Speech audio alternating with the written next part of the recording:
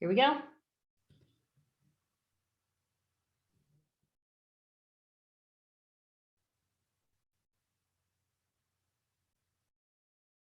Hello, everyone, and welcome to Squid Pro Quo, presented by Dallas Association of Young Lawyers. My name is Callie Franks, and I'm a program attorney at Lawline, and I serve on the CLE committee and the board of directors for DAYL.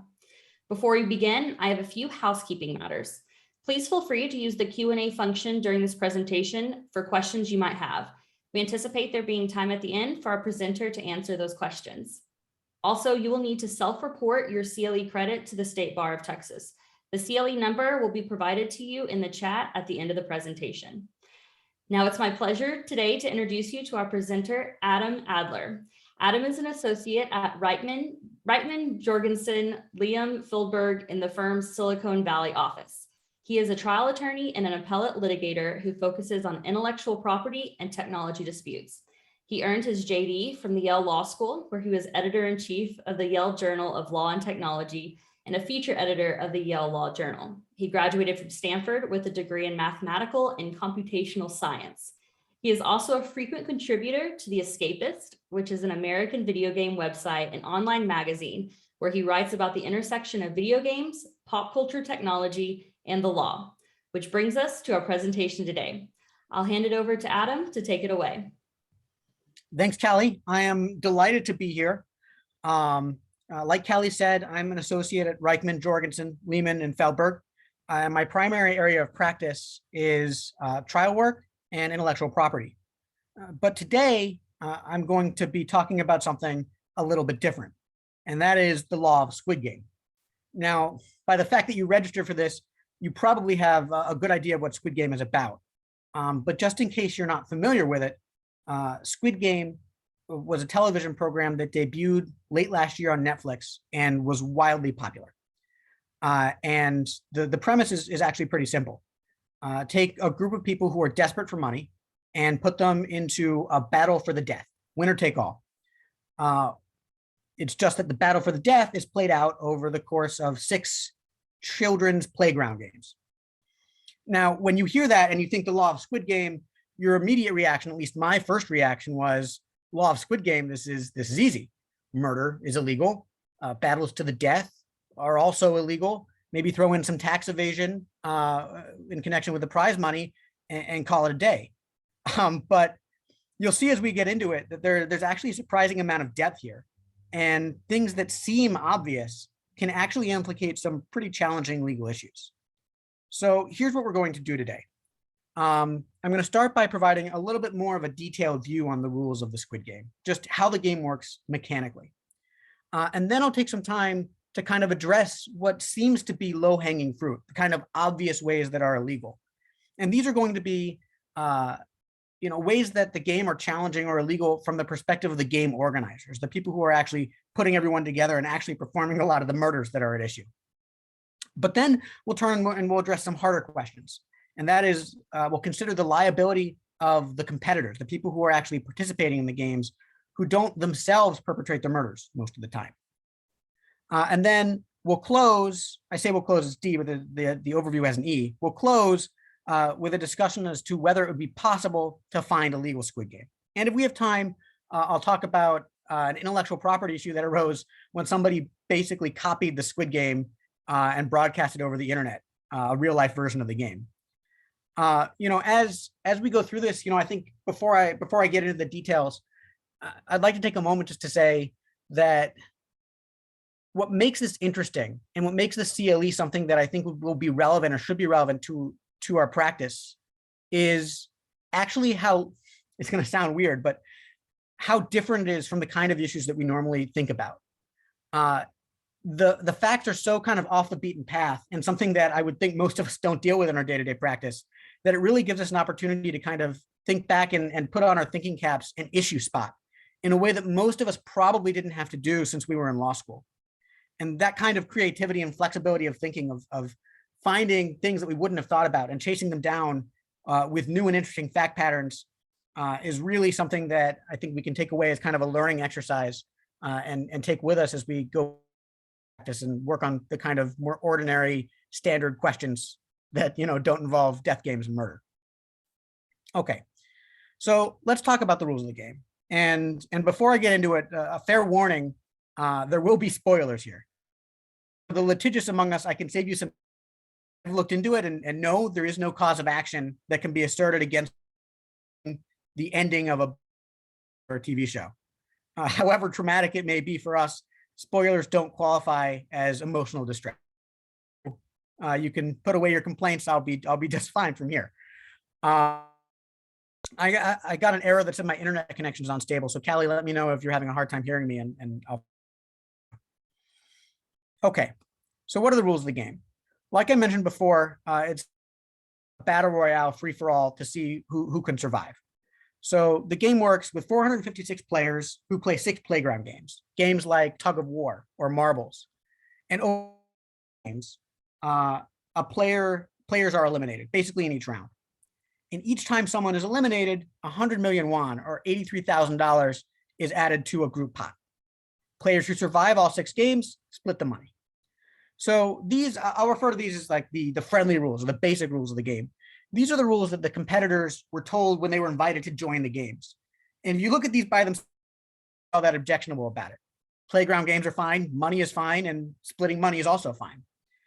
But what the organizers didn't tell the participants was that there are a series of hidden rules. So the most important hidden rule, and I think most essential to the character of the Squid Game, is that when you lose a game, you're eliminated. And when you're eliminated, you're actually killed. Elimination equals death. Now, times death was built into the structure of the game. So here's a picture of one of the games, the tug of war I referenced earlier, where if you lose tug of war, you're physically carried over the edge of the playing field and then dropped into a pit of death. Other times, the contestants would play a normal game like marbles, and the loser would be killed in a more traditional fashion. But however it played out, the losers would be killed. The losers would die. So that's the most important hidden rule. The other hidden rules are that the games were actually designed so that only one person would survive. So there would be no splitting of the prize money, though the statement is technically correct. The survivors would split the money. It's just that there would only, by design, be one survivor. And finally, no quitting is allowed. So the games actually took place in an offshore fortress, and contestants were basically imprisoned in a gymnasium and held at gunpoint. Anyone who tried to leave would be killed. And you'll notice that there's an asterisk next to no quitting allowed. That's because at any point, the rules of the game allowed the contestants to vote. And if a majority of contestants voted to end the game, then the games would end, the contestants would be allowed to leave, and no prize money would be awarded. Instead, the money associated with each of the people who were eliminated would be distributed to their survivors, their family. So those are the core hidden rules. There are also some other hidden rules. As soon as contestants agreed to join, gassed and abducted. In addition to the deaths that took place during the games themselves, the organizers, just for fun, literally just for fun, encouraged the contestants to kill each other by, for example, not providing them enough food or increasing the temperature of the gymnasium they were being imprisoned in. And then finally, dead contestants are cremated. That's going to come up and be relevant later. Okay, so that's the basic mechanics of the game. There are some additional kind of plot level events that we're going to talk about a little later. But as for the basic rules, those are the 9 basic rules of the game. So now let's look at the obvious. And like I said before, this is going to focus on the obvious crimes and illegalities that would relate to the organizers of the game. And we can start with the lowest of all the hanging fruits, which is murder. Murder is illegal. We all know it's illegal. It's illegal under federal law. It's illegal under state law. And for the purposes of the Squid Game, murder is illegal for the game organizers, even if they weren't the ones to pull the trigger. As the Supreme Court said in Pinkerton versus United States, when you're in a conspiracy, an overt act of one partner may be the act of all without any new agreement specifically directed to that act. So because all the game organizers in the show, all the people with the masks with shapes on them, all the game organizers were involved in the game and facilitated the game. Each of them, and there were dozens or hundreds, could be held responsible criminally and civilly for the actions of each of the other organizers. Okay. The next obvious low-hanging fruit is the use of unregistered firearms. And this is the first example that we'll see where something seems super simple, you're not allowed to use unregistered firearms, but actually has a little bit more depth to it and is actually pretty complicated. So this one is actually, I would call it mostly obvious. And the reason why it's so challenging is because different are subject to different rules, and different states have different rules regarding different kinds of weapons. So in order to actually figure out whether there would be an infraction here, you would have to assume or have an understanding of which jurisdiction the games took place in. The show was actually set in Korea, but for the purposes of our discussion, I'm just presuming it's, like a state called Korea or happening in the United States. So you have to know where it's happening, and you have to have an understanding of what the law is in that state. And then you also have to have an understanding of what guns were used in the show. And since I'm not a gun expert, I actually had to look this up.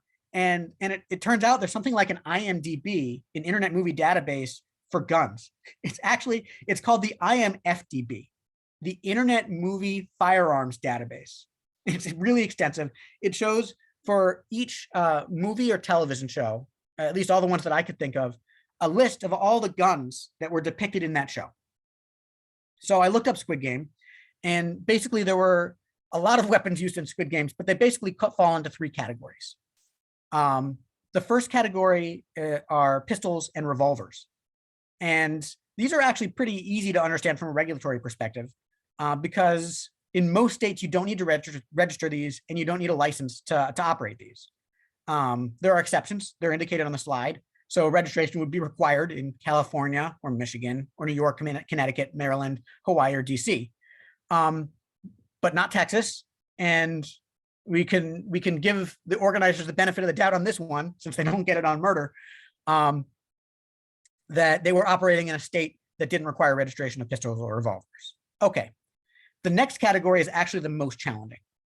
And that is they used a weapon called an HK Mp5 A3. And this one is really challenging because the registration requirements actually depend on which model of the gun you have. If it's a semi-automatic weapon, then it's treated the same as a pistol. But if it's an automatic weapon, or if it can easily be converted into an automatic weapon, then a license is required for it. You're required to register and license with it with the federal government, with the ATF. And in order to decide whether the registration is required, it actually requires you to take a look as to whether the gun has a particular component, like a switch or something, that can be used to either switch it into automatic mode or to swap some of the machinery in or out to make it into an automatic mode. And I wasn't able to tell that from watching the show. So this one's something of an unknown, unclear. The last category is back in easy territory again, and that is the use of what's called the Knight's Armament SR-25 sniper rifle. This weapon is generally legal throughout the United States, except in California, but in the show it was used with a silencer, and silencers require federal registration, and are also just outright banned in several states. So this is one that for sure would be a violation, because I don't think, and there's no indication in the show, that the organizers of the Squid Games licensed or registered their sniper rifles. Okay.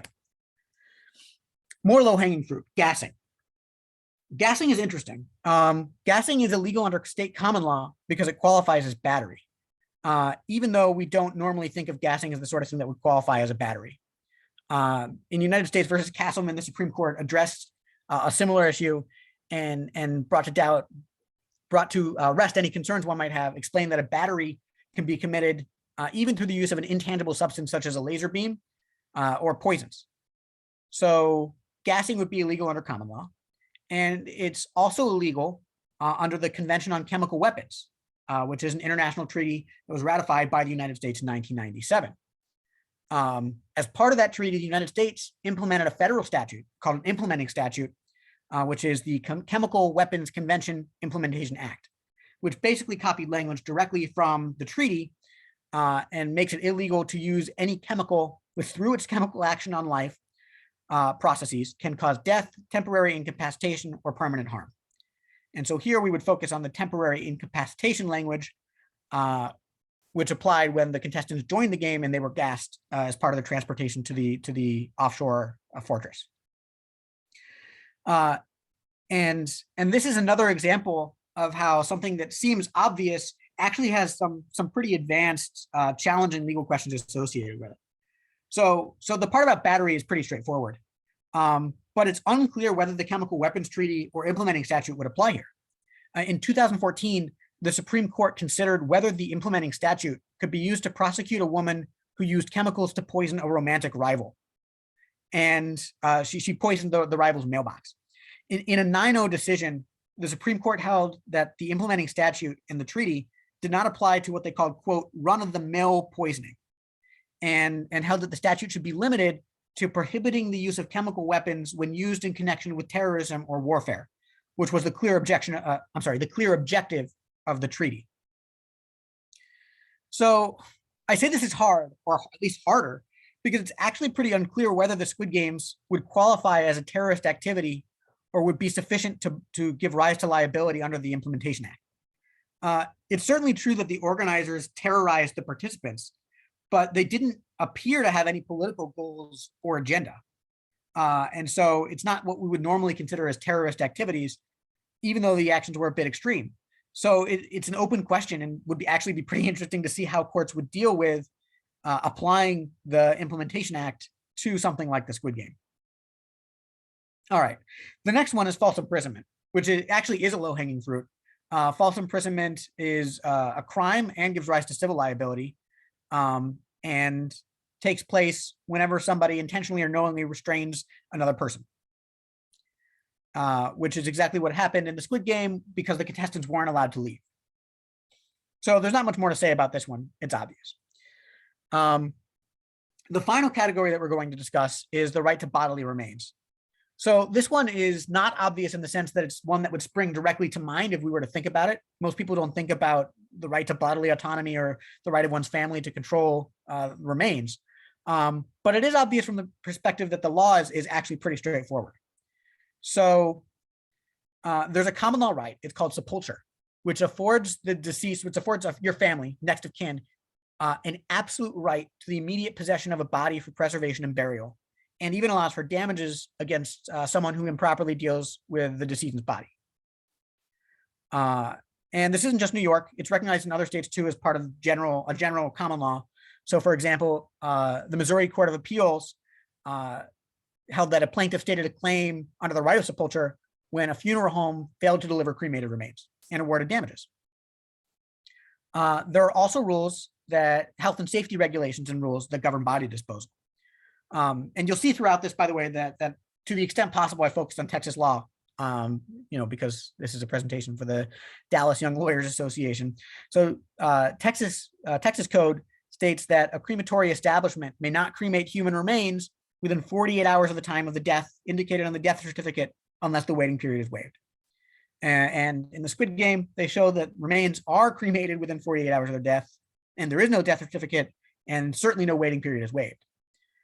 Now, for those gunners among us, those extra sharp legal eyes, I can see what you're thinking already, because I thought the same thing. By its terms, the Texas Code rule only applies to crematory establishments. A crematory establishment may not cremate human remains. And it's pretty unlikely that the game organizers would qualify as a crematory establishment. So maybe there's a loophole here that this rule wouldn't apply to them. But there actually is no loophole because Texas law, section 716.003, operates under a defined term of crematory establishment, which is a crematory that's registered with the commission. And section 716.003 states that if you're not a registered crematorium, which is to say if you're not a, quote, crematory establishment, then any cremations must be adjacent to a perpetual care cemetery or funeral establishment. So even if they don't technically qualify as a, quote, crematory establishment, their actions would still run afoul of Texas law. Now, I know what you're thinking. Where can I learn more about the right to bodily remains? I got you covered. If you want to learn more about how to dispose of bodies, and in particular, the international law aspect of it, here's a plug for a column that I wrote on Escapist magazine about events that took place in WandaVision, where somebody basically stole Vision's body and tried to bring it back to the United States. All right. So there are other aspects that are obvious infractions. I'm not going to discuss these in detail, but there are building code violations. There was assault that took place. There was battery in the traditional sense, meaning not the gas poison kind, intentional infliction of emotional distress, and fraud. These are kind of like the false imprisonment, pretty straightforward. And so we can move on to discuss what I would call the hard, or at least harder, questions. And these questions, which are up on the screen, focus on really the legality of the Squid Games as viewed from the perspective of the participants, as opposed to the organizers. So, the direct murders and all the crimes that we discussed before were perpetrated by the organizers of the games. They're the ones who were abducting people. They're the ones who were forcing people into the fights for the death when they didn't want to leave. I'm sorry, when they wanted to leave. And they're the ones who are actually committing the murders directly. So a completely different analysis applies when you consider, well, would it be illegal for the people participating in the game? So the first question is about whether it would be even illegal to join the game. And to be clear, the inquiry here is going to focus not on what any of the competitors do while they're in the game. I mentioned earlier that the organizers kind of encouraged and riled the competitors up to killing one another. I'm not going to be considering those actions here, just the decision to join the game. And here's where we get into some of the more intricate plot mechanics of the show. The contestants' relationship with the game can be understood as taking place in 4 steps. So first, the contestants are informed about the rules of the game and are invited to join the game. Then they go to and join the game. And as a reminder, these rules are unobjectionable on their face, just playing playground games and winning money. So the contestants see this, and then they went and competed. They decided to join the games, and immediately upon joining, they play the first game. It was a game of red light, green light, which used those night sniper rifles that I talked about earlier to shoot anyone who moved during a red light. And so hundreds of contestants were murdered, and all the contestants were traumatized. And after that, a bare majority of them voted to end the games. It was literally by 1 vote. So everyone was sent home, and because they were desperate for money, and because it's TV and the show needed it in order to work, everyone who left opted to rejoin the games again. But the key difference is that when they opted to rejoin the games for the second time, they had full knowledge of everything that it entailed. So when we are considering whether it would be illegal for the participants to join the game, it's really 2 separate inquiries. First is whether it would be illegal to join the game in the first step when they only had access to the friendly rules. And then second is whether it would be illegal for them to join at that second step once they knew all the rules and after they, when they knew that it would be a murder competition. So as we've seen, these first set of rules are unobjectionable. So the first decision to join the games can't really ever be considered illegal or give rise to criminal liability. The second question is actually a lot harder. So there are several reasons why one might think rejoining the games would be legal. As we saw before, the games don't require the contestants to murder, and each contestant's decision to join is made independently from every other contestant, which means that the games are going to take place even if any single competitor decided not to join. Or in other words, the decision to join doesn't meaningfully, one could argue, doesn't meaningfully advance whether the games take place. And finally, while there's no question the games are risky and will likely lead to death, the law doesn't actually prohibit risky behavior in the abstract. So I don't have any climbing experience, but if I wanted to enter a race to see who could free climb El Capitan in Yosemite the fastest, I'd be free to do so, even if it would be guaranteed to result in my grisly death. By the same token, if I wanted to enter a tug of war competition over a giant spiky pit like they do in the show, I should be free to do so. And the fact that a game organizer or a madman is waiting out with a pistol on the other side of the pit shouldn't change the fact that I'm entitled to take that risky behavior. So that's kind of the case for why rejoining should be legal, focusing on the direct actions of the contestants. On balance, though, I think rejoining would be illegal under the laws of conspiracy. Now, a conspiracy is an agreement between 2 or more people to commit an illegal act with an intent that the act actually be committed. Some laws also require that a defendant take an overt act in furtherance of the conspiracy. So here, there's no question that there are illegal acts taking place. We saw that earlier with the murders and the guns and the assaults and the batteries. So the question here is whether agreeing to participate in the games amounts to an agreement that those crimes take place.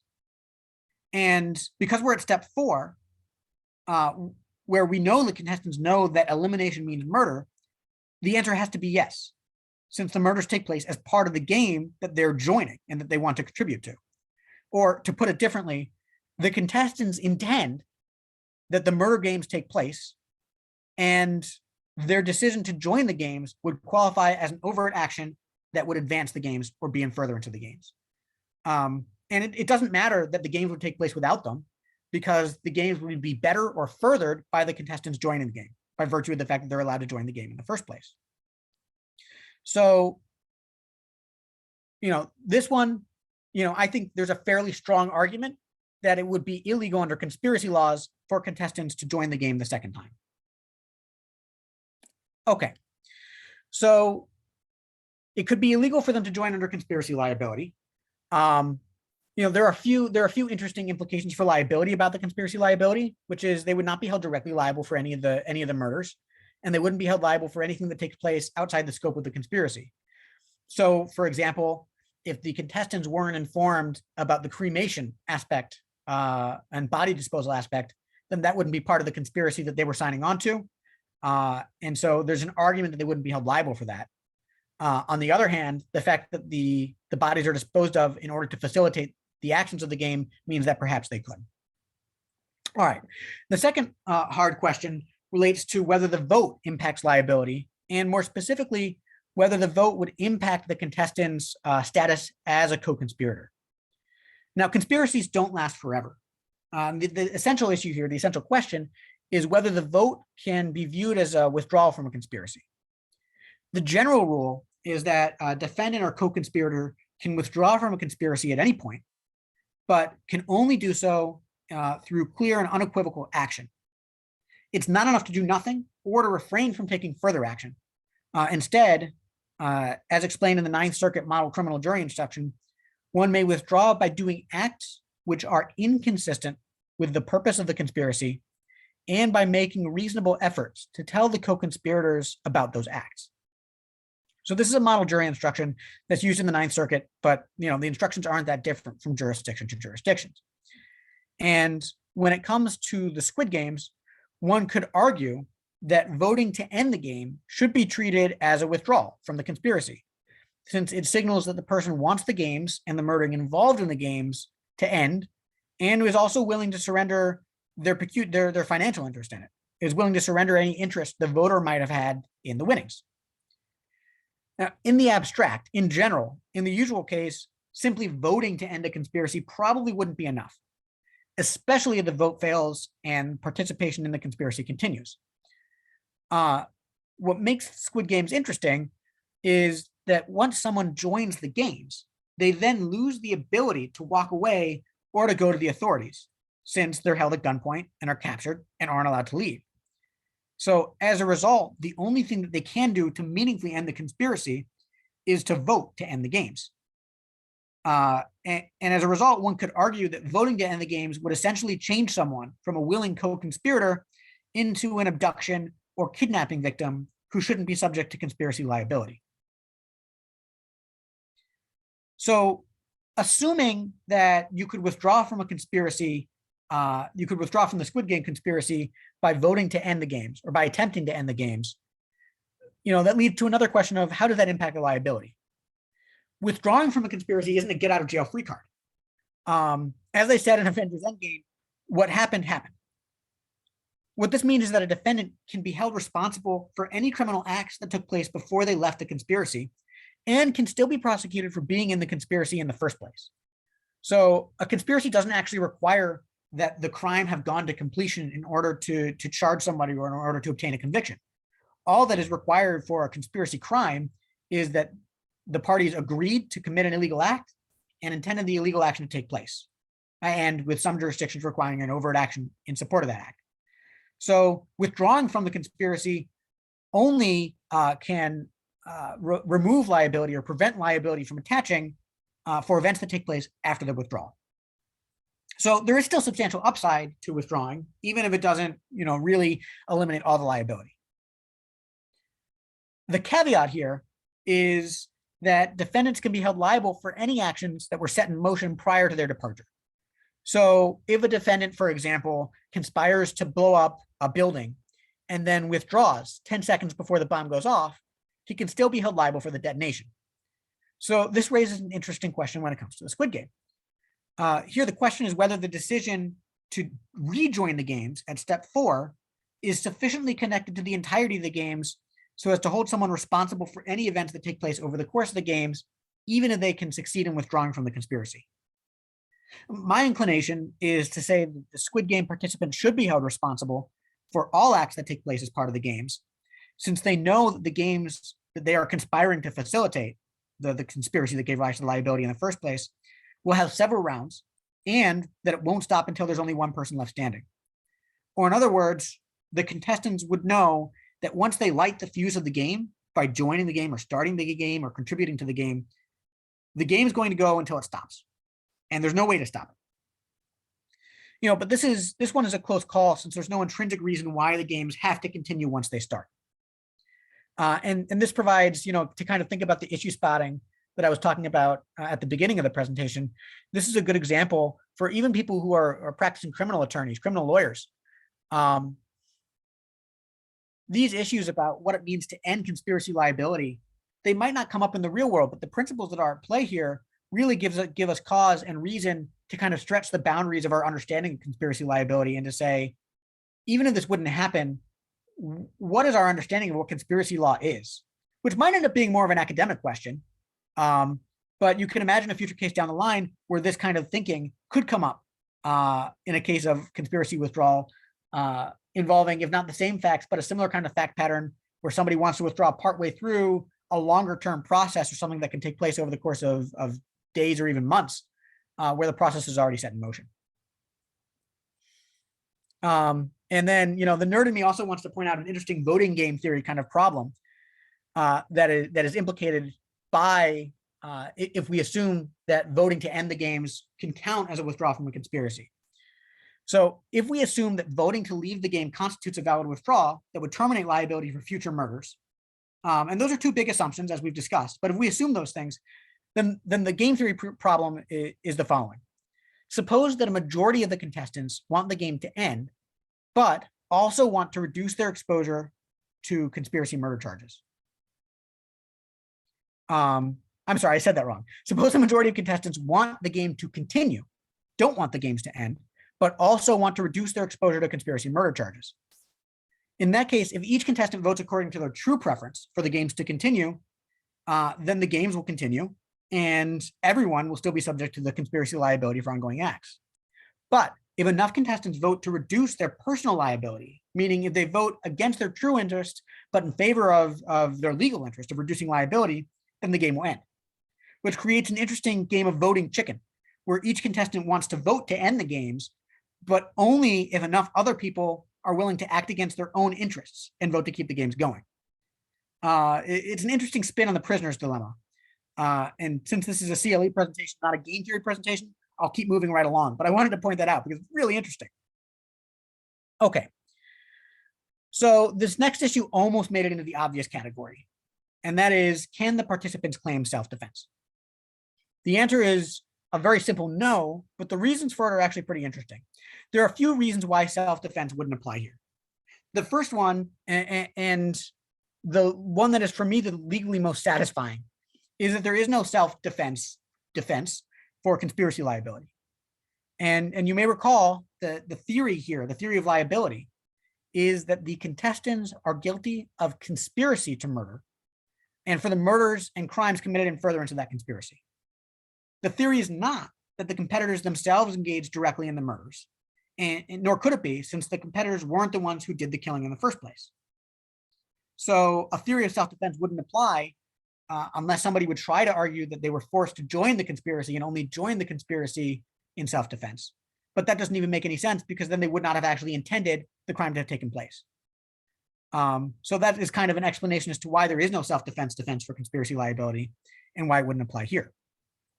But there are other reasons why a self-defense defense wouldn't apply here.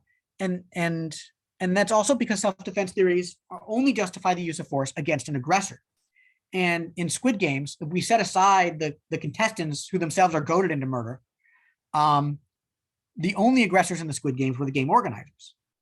And so the self-defense theory would only apply to excuse the killing of game organizers. But those deaths aren't at issue, at least not in the context of a self-defense claim. So the self-defense wouldn't apply to those either. Now, this hasn't stopped people in the real world from, attempting to use the self-defense even when they're the aggressor. In fact, something like this happened, just a few months ago.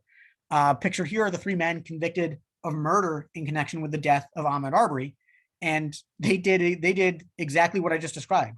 They chased him down with guns and killed him, and then tried to claim self-defense when he attempted to run and then defend himself against their guns and their efforts to kill him. It didn't work out very well for them. And I would expect it to not work out very well for anybody who would try to bring it up here. And then finally, self-defense wouldn't apply because the participants here voluntarily place themselves in danger. And the self-defense doesn't apply when a defendant provokes the danger giving rise to the defense.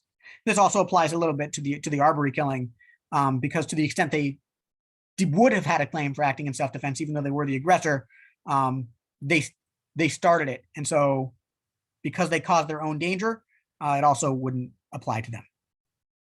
So three very strong reasons for why there would be no basis for a self-defense claim. All right, and the final hard question is about the prize money.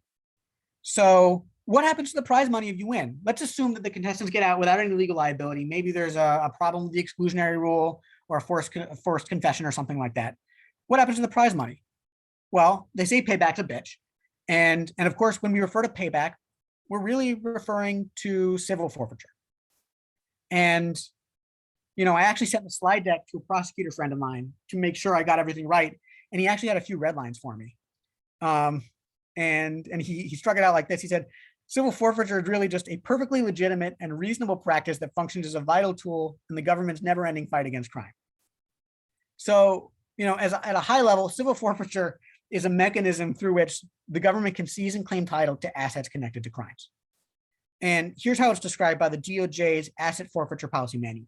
They say, forfeiture is the legal process by which title to an asset is transferred to the government without compensation because that asset was derived from, used to facilitate, or involved in criminal conduct in a manner that subjects it to forfeiture under an applicable statute.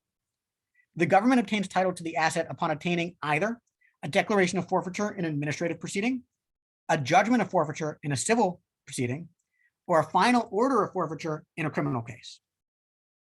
So as that description suggests, there are different kinds of property that can be seized or forfeited. Facilitating property and proceeds. Now, facilitating property is property that is used to commit the crime or that is used to make the crime easier to commit or harder to detect. And proceeds are just what they sound like, property that's derived from criminal conduct. When it comes to the Squid Game, the prize money didn't stand a chance because it qualified both as facilitating property because it was used to encourage contestants to join the game in the first place and so made the game possible. But it was also property that can be considered illegal proceeds because the winner of the game would actually get the money. So both of the justifications for civil forfeiture would apply, and the prize money would be seized instantly, assuming the government found out about the games in the first place. And of course, the prize money is just the beginning. The government would also be able to seize the entire Squid Game compound, the guns, the uniforms, the bunk beds, the building, the flour used to bake the cookies in one of the challenges, the marbles that was used in one of the challenges, and so on. So yeah, the money never stood a chance. Okay. In the last part, now's a good time to let me check the questions. All right, no questions yet. Great. So I'll keep going and maybe we'll have some questions up at the end. So the final part of the presentation is about whether we can have a legal Squid Game. And this is the part that I think is the most fun because you hear legal Squid Game and the immediate answer is, of course, you can't have a legal Squid Game, just like, of course, the Squid Game is obviously illegal. Murder is illegal, death fights are illegal, and so on. But there actually is a way where we can get pretty close to a legal Squid Game. And it's through a mechanism called a tontine. Now, a tontine is basically, you can call it an advanced financial product. You could call it a unique kind of fund, but it's basically a pooled investment fund where each member receives some kind of, has some interest in the fund. And what makes a tontine special is that when somebody dies, their interest in that fund, in that asset, doesn't go to their heirs, doesn't go to their survivors. It goes to the other members of the fund, other members of the pool. And so if you have a structure where a member can receive an annual distribution, then when that person dies, their distribution is rolled up into the other members' distribution, and everybody just gets a bigger piece of the pie each year. And tontines are structured to last until either only one person remains or a small number of people remain. There's a lot of flexibility in how these can be set up, but this is the general idea. Just to give one example, you can set tontines up so that they don't have an annual payout or an annual distribution, like is mentioned in the second bullet point. And instead, you can defer the interest payments and just roll them back up into the fund to gain even more interest to make a bigger payout at the end. So that's what a tontine is. Let's compare it to the rules of the game. So for the friendly rules of the game, it's actually not bad. We hit two out of the three requirements. Sure, you don't have 6 playground games. You can structure it to have 456 people. There are no playground games though. So that one is a miss. But it meets the other 2 requirements. Each time a player is eliminated, a certain amount of money is added to the pot, and you could certainly structure it so that the $83,000 is added to the pot or any amount that you want. And players who survive until the end of the tontine split the money, whether it's one person or a small number of people, depending on how it's structured. But where we really see the action is when we look to the hidden rules. So the first hidden rule is that elimination equals death, meaning that you are eliminated from the game if and only if you die. And this is the rule that's probably the most difficult rule to incorporate into any real world Squid Game. It's really easy to come up with, a system that meets these basic rules because you just get people playing playground games like a game show, and the winner takes all, and you just eliminate people. The hard part, and the part that sounds the most illegal, is people dying, and people dying as part of the game. And that is, from my perspective, also the most important and most kind of Squid Game-like aspect of the games. The other two hidden rules also apply, which is you can structure it so that only one person survives, and you can structure the tontine fund to be irrevocable, so that there's no quitting allowed. Or you could write up the rules and structure the product or the fund so that you can quit, but only if a majority of members agree by a majority vote that can be called at any time. So these 3 hidden rules are satisfied. And of course, the 3 other hidden rules are not satisfied. Members of tontines aren't gassed and abducted. The organizers don't encourage killing, and dead contestants aren't cremated, though I suppose you might be able to, have some sort of contract provision that requires the remains to be cremated. But I would argue that these rules, which aren't satisfied, aren't really central to the Squid Game. The show could have played out exactly the same way without gas. You could have just transported the participants wearing a blindfold, or you could have waited until they fell asleep naturally. Likewise, they could have run the games without encouraging contestants to kill each other, as there was already plenty of death to go around, and just kind of cut out the 3rd episode where that happened. So while the tontine doesn't replicate these rules, it's not really much of a loss. There are, of course, other distinctions between tontines and the Squid Game. For instance, the Squid Game is free to play, whereas tontines require participants to contribute some sort of down payment or initial investment. But overall, I think tontines are actually a pretty good approximation, pretty close to what the Squid Game is like. This leads to, that's part 1 of the analysis. Part 2 of the analysis is, okay, tontines are, at least in my view, an acceptable approximation of the Squid Game, but there's still a question as to whether they're legal. And tontines, it's not an easy question. Tontines are kind of one of those obscure kind of deep cuts in the law, because they date back to the mid 17th century. They're actually named after Lorenzo da Tonti, who proposed the device as a means to allow King Louis XIV to raise revenue as part of the 30 Years' War. Now, in the original version, tontines were structured a little bit differently, so that tontine owners could bet on anyone's life. And so the way that would work is you basically have an investment in this pool, and then instead of your interest in that investment and your interest in the pool expiring on your death, it would expire on the death of somebody else. So, for example, originally tontine owners would bet on anyone's life, and they bet, for example, in England on King George, which was a good bet because he lived to be old. On the other hand, people also bet on Marie Antoinette, which for obvious reasons turned out to be a bad bet. Over time, tontines changed form to something that's pretty similar to what I described, and they grew to be extremely popular. So much so that Alexander Hamilton actually proposed that the United States use a tontine as a way of paying off the national debt following the Revolutionary War. So they took all kinds of different forms and, took on an extreme popularity. It's estimated that by 1905, there were 9 million tontine policies active in the nation, even though there were only 18 million households. And some of the other forms of tontines, weren't necessarily tied to investment funds as we traditionally understand them. So, for example, a social tontine would be a social club where a group of people would invest in property together, like a building, and then use that property as a clubhouse or base of operations. And then the last remaining member would own the property outright. The building that houses the New York Stock Exchange was built in this way, and it was actually originally called the Tontine Coffee House. Now, the more things change, the more they stay the same. So as they grew more popular, it's actually a similar story to the subprime mortgage crisis in 2008.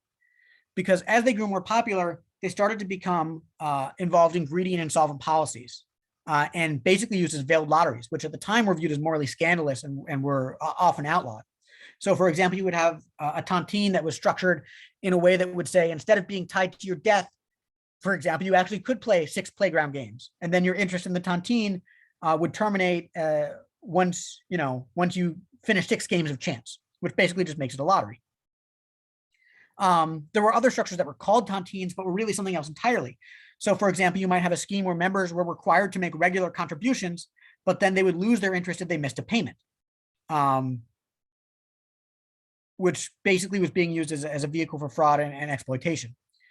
So, all of these problems led to what was called the Armstrong Commission, which was a New York State commission from the New York Senate, which resulted in anti-tontine legislation in New York and several other states, and led to the now commonly held view that tontines are against public policy, since they amount to gambling on other people's lives, and where one person only benefits when other people die, which is the prevailing view if you were, among people who know about it in the legal community. That's kind of the general view. But actually, the legal status right now is actually pretty murky. Only 2 states, Louisiana and South Carolina, have laws banning tontines, and those laws are not really of a form that would meaningfully prohibit tontines today, which could be structured a little bit differently. So, for example, New York's rule against tontines was actually a prohibition on delayed interest payments, because that was the most prominent form of tontine at the time, as opposed to an explicit rule against a shared pool where interest in the pool transfers to other people in the pool as opposed to heirs. That's kind of a mouthful. But as you can see from the quotes up on the screen, the current status of tontines is unclear. As somebody wrote in a law review article, Jonathan Foreman, although not a certainty, it appears that tontine funds, annuities, and pensions are all illegal. So recognizing the uncertainty. Whereas another commentator says the legal status of tontines remains unclear, though contemporary proposals are fundamentally different from the instruments effectively banned over a century ago. So there is an understanding and impression that they're not allowed, which so far, at least in my reading, has kind of scared away big investors and big companies, big insurance companies, from wading into it on the possibility and risk that the entire vehicle will be deemed unlawful under some state's common law or modern financial regulations because of the bad reputation. Overall, though, if a court were to have to decide the issue today, I think they'd be hard pressed to find that they're illegal, especially if there are safeguards in place in the contract that allowed, for example, anonymization of people who are in the pool. Okay, so that basically shows us how we can have a real life Squid Game. And now it looks like I've got some extra time, so I'll really quickly talk about the real life Squid Game. My bread and butter is intellectual property, including copyright and trademark claims.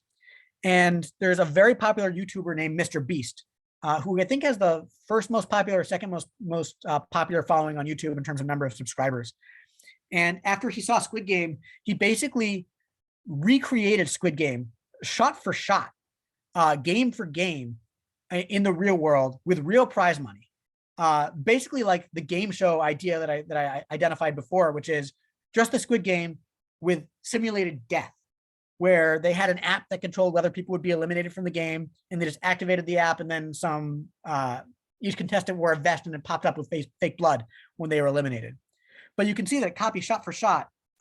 So, this top picture is a screenshot from the actual show, and this bottom one is a screenshot from Mr. Beast's recreation of the show. And you can see the only thing that's really different is the placement of the lightings, and that they have a foam pit in the bottom because they don't want people to actually die and plunge to their death. So, obviously there are intellectual property implications here. I did some searching for it, and I didn't see any public record of Mr. Beast having obtained a license or permission from Netflix to actually put on the show, which means that he would, at a minimum, have infringed copyrights over the materials used for the show, including copyrights over the design of the costumes and the design of the games, as well as trademarks, since he used the Squid Game brand in order to promote the event. It's actually an interesting issue of corporate strategy. Here's another picture, by the way, while I'm talking, that shows a comparison of the first game, red light, green light, where the first one is a screenshot from the Squid Game, and the second one is a screenshot from Mr. Beast recreation. You can see is spot on, exactly the same, actually really impressive. But it's a good example of kind of IP strategy where Netflix could have gone after them and asked for a takedown notice and a cease and desist letter, and even sued him because he earned a lot of money in sponsorship and views from the game and profited from Netflix's mark. But as far as I could tell, Netflix made a strategic choice that it wouldn't be worth pursuing it because they actually gained a lot of traction and a lot of exposure from Mr. Beast's platform. And probably a reason that Mr. Beast is popular enough that they didn't want to risk alienating him or starting some sort of feud.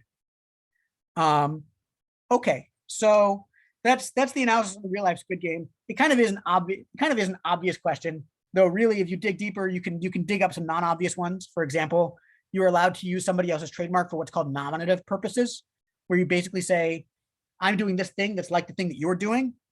And so you could say, I'm marketing my new lemon lime soda, it's like Sprite, without infringing a trademark, as long as it's clear to the users or clear to the consumers that you are not offered by Sprite and that you're just like Sprite, or taste like Sprite, or better than Sprite. All those uses are permitted. So you could have some sort of analysis here as to how there would only be copyright infringement and not trademark infringement with respect to the Squid Game. An interesting question. Okay, so we've got 7 minutes left in our time. And so I'd like to open the floor to any questions that you guys might have. A lot of this is, like I said, my primary area of practice is intellectual property. So a lot of this was kind of my take on how I think courts would view these issues and what the law would have to say about these issues. But if anybody has any disagreeing views or opposition points, I'd love to hear them. Yeah, Adam. So we had one question come in about your Teutons.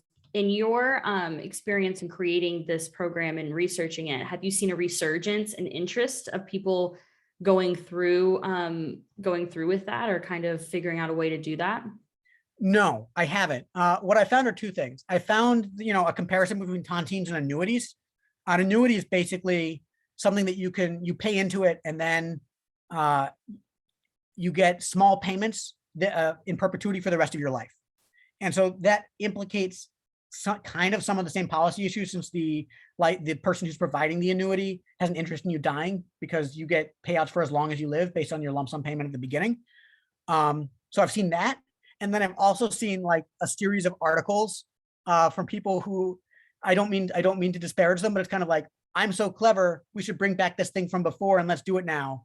And I've seen kind of these things that are kind of dated every few years, where somebody proposes it in like a law review article or something like that, but then nothing comes from it. So I haven't seen anybody actually do it. I think they could. I think the legal risks from like the major companies like AXA and other life insurance companies, legal risks make them too afraid of doing it right now. It's just kind of so we have another one more kind of specific. They ask, would you be able to discuss the legality of the game where the contestants walk across raised glass platforms? This game is a little different because there's a risk that the panels break, but there's also near 100% chance that the early contestants cannot make it across to safety. Yeah, so this one is interesting because if you take it outside the context of the game, the glass panel game, here's how it works. There are something like 16 glass panels, and the contestants basically draw lots. They choose the order that they're going to walk across them, but they don't know how the game is going to work when they choose. So they basically randomly choose the order that they're going to walk across the lots. And some of the glass panels are made of tempered glass and so it can support your weight, but some of them are breakable and fragile. And so at each point, the contestant has a choice as to whether they will jump on, they can choose between the left or the right. So at each point they have two choices, and one of those choices will kill them and one of them will allow them to live. And so it's basically like another game of chicken, another game theory problem, where it's like, if you are first and you go, you will die, because the likelihood of you actually stepping on the correct glass is 0.5 to the 16th power, which is not at all very likely you're guaranteed to die. But if you don't move, there's a timer. And when the timer goes down, everybody dies. So somebody has to go and take the chance, however infinitesimally small, that they're going to die. However small it is that they're going to survive, they have to take the chance because they don't, it's guaranteed death. But whoever moves first is giving other people information and basically surrendering their own life for the rest of the group. So if you take it outside the context of the game and just say, would this game itself be legal to play? I don't know. It reminds me a lot of the El Capitan kind of risk-taking endeavor, where the law doesn't stop people from engaging in particularly risky activities. But there is a point where I think the risk would be so high that it could be considered suicide. And then the government would be able to come in and have a civil commitment proceeding to stop you from doing it. So there's full transparency. I don't know if it would be illegal, but it's certainly something the government could shut down without all that much difficulty at all. And it seems like people there would have to be something at the end of that. As you said, the money probably wouldn't even be around for them to enjoy. That's right. And if they're forced to do it, or they have that clock ticking in the background of like, the part here that really would make it illegal is the thing at the end that says you're going to be blown up if you don't make it across in time. Because that's not just a game. If the game are just like, see who can make it across this thing, then it would be like a game of Russian roulette. Right, which I think is illegal. I actually don't know. Maybe I should have looked that up in preparing for this.